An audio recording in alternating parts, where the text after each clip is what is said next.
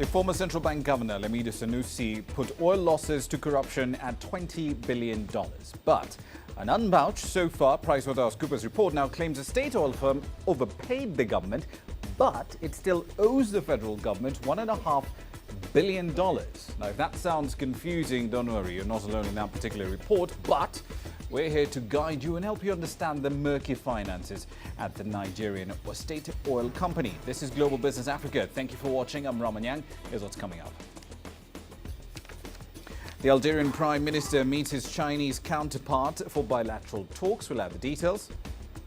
And we'll have a Dutch and Egyptian partner for a solution to Cairo's perennial traffic jams. Now, let's start with some foreign policy matters. The Chinese Premier Li Keqiang has met his Algerian counterpart, Abdelmalek Salal. The leaders discussed how to further cement their comprehensive strategic partnership. Salal is on an official 4-day visit from April the 28th to the 1st of May. Our reporter Su Yuting has more. This is the first official visit to China by an Algerian Prime Minister. It is also the first trip to China for Abdelmalek Salal himself.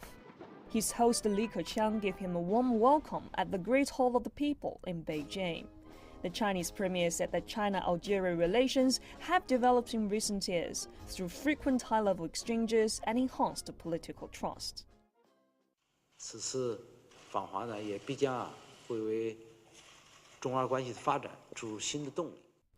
The Algerian Prime Minister's visit to China will inject new impetus into the development of bilateral relations. China attaches great importance to its ties with Algeria. Li Keqiang said China has developed a strong industrial capacity over the past 3 decades since opening up, and one which can meet the requirements of Algeria's industrialization. For his part, the Algerian Prime Minister said efforts should be made to consolidate cooperation in fields such as construction, telecommunications, and oil and gas. He also expects the two countries to work together in areas such as space and nuclear energy. Salal said that Algeria attaches great importance to its relations with China and wants to further upgrade their economic relations before encouraging more Chinese entrepreneurs to invest in his country. Following the talks, the two leaders witnessed the signing of several agreements in the fields of trade, culture, education, and renewable energy.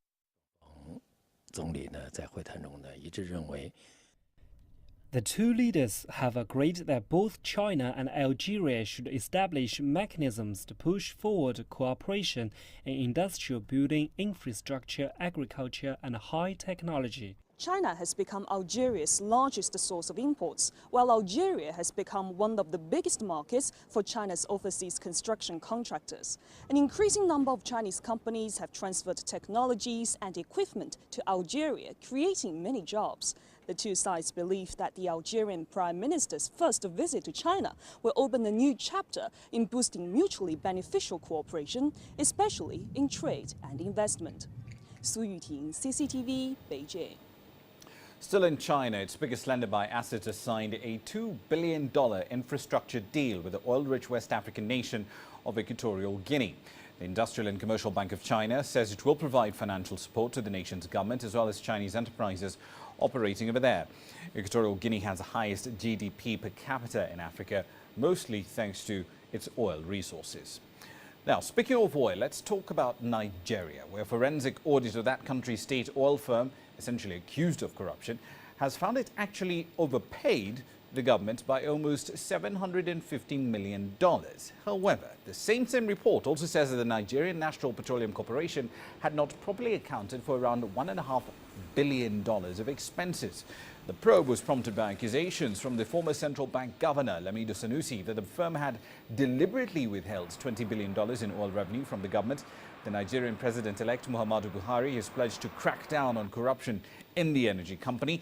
The PricewaterhouseCoopers audit says the Nigerian national state oil firm has to hand over at least $1.5 billion arising from unsubstantiated costs, duplicated subsidy claims and computation errors. Now, this report has also recommended quite the overhaul in how the company is run.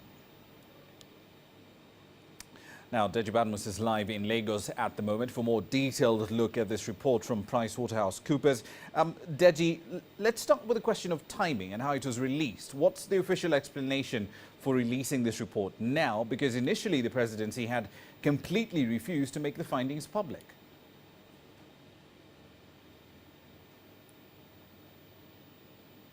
Well, thank you very much, Rama. The president decided to release the report just a few days after the president-elect, that's the incoming president, Muhammadu Buhari, actually made it clear that he was going to investigate and probe the NNPC. And as a matter of fact, that he was going to ensure that the report was released. And so the president decided to release the report.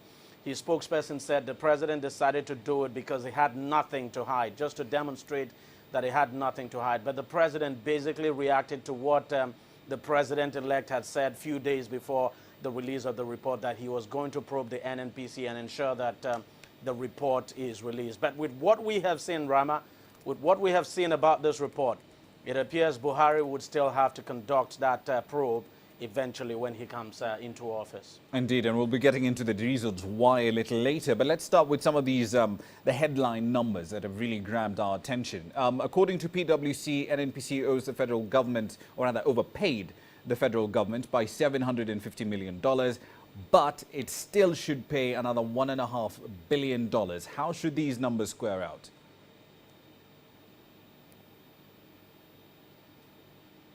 Now, it's one of the reasons why I said from what we have seen, the incoming president would simply have to probe that report. Now, the PwC says, as you're aware, that the NNPC would have to refund a minimum of $1.48 billion. Now, the report itself was not categorical. PwC was not categorical as to the exact amount that should be remitted, that should be refunded by the NNPC. And then that confusion over the issue of excess remittance by the NNPC. Now, according to the PwC, now the issue of excess came about when the NNPC, after the PwC had actually started the probe, the NNPC came out with another issue of remittance. Now, the $0.74 billion actually, it says, according to the NNPC now, it's actually the cost it made from the proceeds of the sale of PMS. PMS now is petrol. Now, what happens is the NNPC deducts whatever it spends in the cost of operation from what is supposed to go to the federal government. And so the NNPC now saying, well, this $0.74 billion is actually what it spent. It's actually from the proceeds it spent in acquiring PMS as petrol. And now it went on to say that actually it has not even paid the supplier of this petrol. So throwing PwC into some kind of confusion. And PwC says, well, if indeed the NNPC did remit that amount of money or make that kind of expenses, it means the NNPC would have paid in excess of what it should have paid into the federal government's account. Indeed. And of course, just reading the footnotes on this report, or at least the copy that I have, in and of itself is both tragic and hilarious. For example, one quote here, very early on in the report, PwC auditors saying, we did not have access to NPDC's full accounts and records. I mean, just how much obfuscation did they run into in doing this audit? And how much do we really know about NNPC's finances?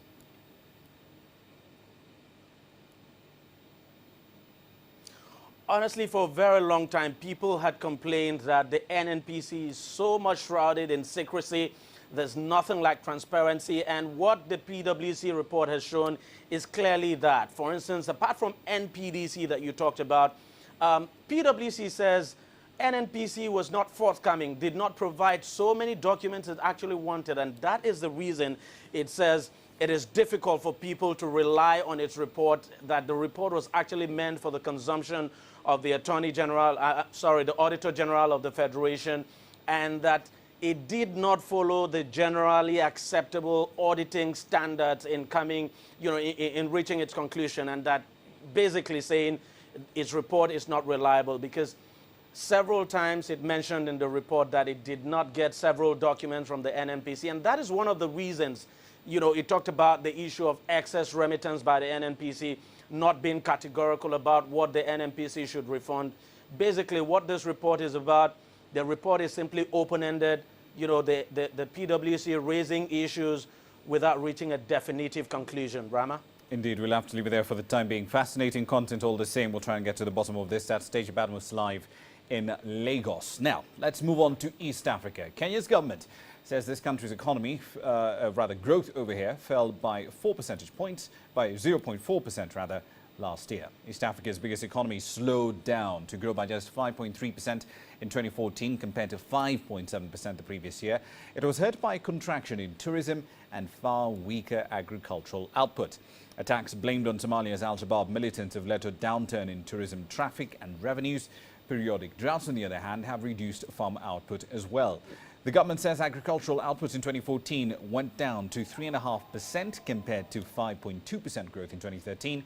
Earnings from tourism were down 7.3%. The 2013 growth figure was revised upwards after rebasing last year in September. Kenya's Treasury has said it expects the economy to expand by 6.9% this year. That's up from an initial growth forecast of 6.5%. Of course, take those numbers with an enormous pinch of salt.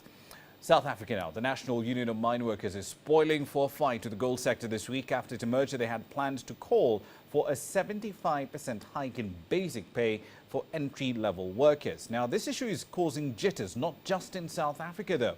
Mariam Bemard spoke to Barnaby Fletcher, an associate analyst at Global Risk Analysis in London, over what a standoff between unions and miners could mean for South Africa's economy. Barnaby, thank you very much for joining us today. Now, looking at potential meetings, obviously, and potential deal between the NUM and miners in South Africa, do you think we'll actually see a deal this week or some sort of compromise on wage requests? Well, I think the upcoming negotiations have to be viewed in the context of the wider labour issues in South Africa. What we've seen is a fragmentation of the trade union movement, whereby you've had a split between the main trade union federation, COSATU, and its largest affiliate, NUMSA, in November last year. And then you've had the rise of smaller non-affiliated trade unions also. All these unions are now competing for members, and therefore they are trying to get the best pay increases, the best bonuses, and this makes them less willing to compromise and more likely to put forward large demands of the 75% scale that we saw from NUM. So with regards to the NUM negotiations in the gold sector, their main rival is going to be the Association of Mine Workers and Construction Union, or AMCU, which has firmly established itself in the platinum sector and is presenting stiff competition for NUM in the gold sector, and arguably has designs on other minerals such as coal, etc. Now, last year, AMCU achieved a roughly 50% wage increase for its lowest paid workers over a 3-year period at the end of a record-breaking 5-month strike in the platinum sector. And NUM will be looking to this as a kind of benchmark and trying to get an equivalent or better deal. Now, mining companies are not going to agree to that in the short term, so I think this could be a fairly extended process. And actually, it comes at such a bad time when we're not seeing the same level of demand for metals as we did years ago. Now it's a question of whether we'll actually see operational cuts in South Africa.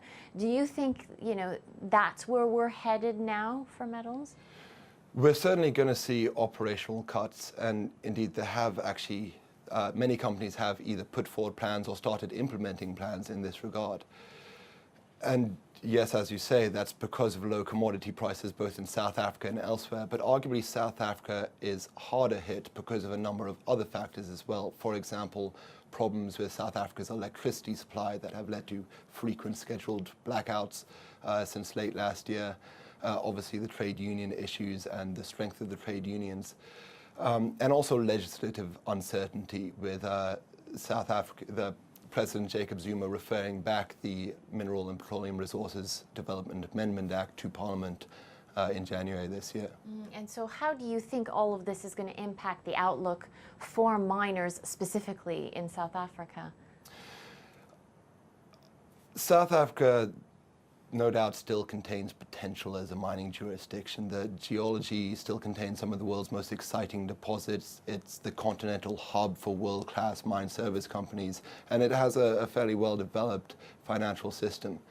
But unfortunately, the next few years are looking very tough. The problems that we've mentioned, trade unions and the electricity supply, are deep-rooted structural issues that, at least as far as control risk things, we see them taking quite a long time to fix. And the ruling ANC is slightly constrained from making radical reforms to address issues such as the energy sector or inflexible labor legislation because of pressure from its traditional left-wing allies and new radical opposition groups such as the Economic Freedom Fighters. As far as equity markets are concerned, a mixed set of numbers coming through in trading today. Gains in North Africa and in Nairobi, although that was relatively flat, up just about a tenth or so.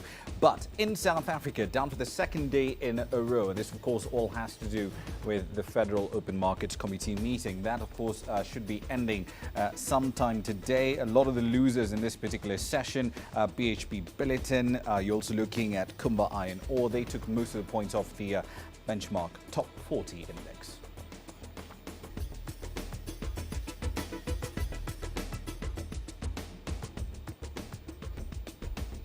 Coming up next, we'll be looking at strategies to make Africa's infrastructure development outlast climate change. And we'll be looking at progress in South Africa's 90-day recovery plan. All that and more is coming up next.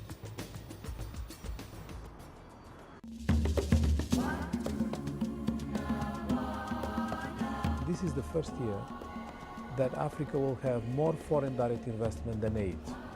And it's like the tipping point in terms of changing the way the continent is perceived.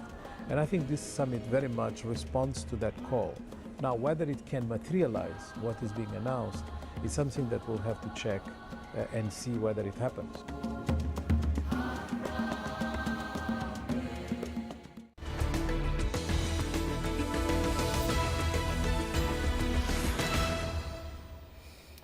Welcome back to the program. 15 minutes into the hour, you're still watching Global Business Africa. Now, this segment is all about logistics and infrastructure. Let's start in Ethiopia. African ministers met in the Ethiopian capital to discuss how the economies on the continent can not only fulfill their future infrastructure needs, but at the same time deal with nagging climate change concerns. The African Climate Resilient Infrastructure Summit in Addis Ababa essentially aims to bring together government representatives and those from the private sector to find green solutions to infrastructure. Kirum Chala was there. Shantanu Dutta represents SolarWay, a Dubai-based company which manufactures these solar lighting equipment for more than 20 African countries. Just like Shantanu, many more companies' representatives came to Addis Ababa to exhibit their environmentally friendly products at the African Climate Resilient Infrastructure Summit. Everybody today understands the importance of solar or renewable energy, and that's why more and more people are switching into that. So that's one part where we are promoting the renewable energy concept through our wide range of products. We are providing those basic utilities for the growth of business and local economy. The whole idea here at the summit is to encourage African countries to incorporate climate change in the planning and design of infrastructure developments across the continent. In 2012, the African heads of state endorsed the ambitious Program for Infrastructure Development for Africa, PIDA. This is a long-term plan to close Africa's infrastructure gap, including through major increase in hydroelectric power generation and water for irrigation. The argument now is while building mega dams and power stations or irrigation projects, Africa must ensure the infrastructure developments are accustomed to climate change patterns. Some, though, see this as luxurious plan. In 2010, the African Infrastructure Country Diagnosis found that Africa must invest some $93 billion per year for the next decade to bridge its infrastructure gap. Analysts say the investment should take the environment into account every step. From a leadership perspective, so that we can actually be able to walk the talk, We've got, for example, the Kyoto Protocol, where it's being very clear what governments need to do to be able to save the environment. I think these are the kind of policies that needs to be actually enforced from a global perspective, so that now governments are actually able to ensure that this is actually implemented. So that now, not only do we come up with policies, but there's a global order that tries to ensure that we walk actually the talk. This summit, as much as it wants target developments of climate-resilient infrastructure in Africa, participants are concerned about the challenge of sourcing for the necessary funding for the projects. But even climate-friendly technology producers like Shantanu's SolarWay believe African leaders are aware of the implications of climate for necessary planning. I think leaders across Africa are quite knowledgeable now about the requirement of renewable energy. They do understand that there is a shortage of conventional electricity in their countries, and renewable energy, especially solar power, because Africa is full of sun, especially solar power can sort of really help them to plug those gaps. Grumtala, CCTV, Addis Ababa, Ethiopia. South African Airways says its 90-day action plan has helped to revive the financially embattled state carrier. Despite its cost savings, economists, however, believe the airline must be privatized if it is to succeed in the long term. Angela Coppola found this report on the challenges facing SAA. The much-vaunted plan has yielded results. Most recently, SAA announced that they would also be looking at staff cuts. There have also been significant savings and the closure of 2 loss-making international routes, and it appears that the state-owned entity is on the road to recovery. Look, the company has already achieved savings of 1.25 billion rand in terms of the 90-day action plan initiatives. Our draft budgets for the next 12 months shows that we do achieve an EBITDA break-even for the business, which essentially at an operating level represents a turnaround. Fundamentally, though, analysts suggest that the only way this airline can become profitable and contribute taxable earnings is for it to be privatized, like Sasol and ArcelorMittal. The problem with this idea of a turnaround is that it's impossible. The only way for businesses to flourish, to create jobs, earn returns for their shareholders, participate in the economy, is in private hands. The current person in charge is confident that they won't have to tap into any more taxpayer money. At this point in time, the indications are that no additional further funding would be required in the short term. Of course, aviation remains highly volatile. So tomorrow we can have another Ebola or terrorism attacks on the east coast of Africa, and all of that can affect your revenue streams. So it remains a touch and go component, but it's true for all aviation assets. The problem is the cost component outside of his control. Fuel, for example. So increases in cost is covered by government guarantees and borrowed from banks, whilst other airlines have to recover those costs from their clients. So that's really not a level playing field, and that needs to be sorted out. It's fundamentally anti-competitive to bail out SAA and have unequal treatment with private operators. While Vermeulen is at the helm at the moment, the government will appoint a political appointee to run the operation quite soon. One doesn't know who will be appointed next.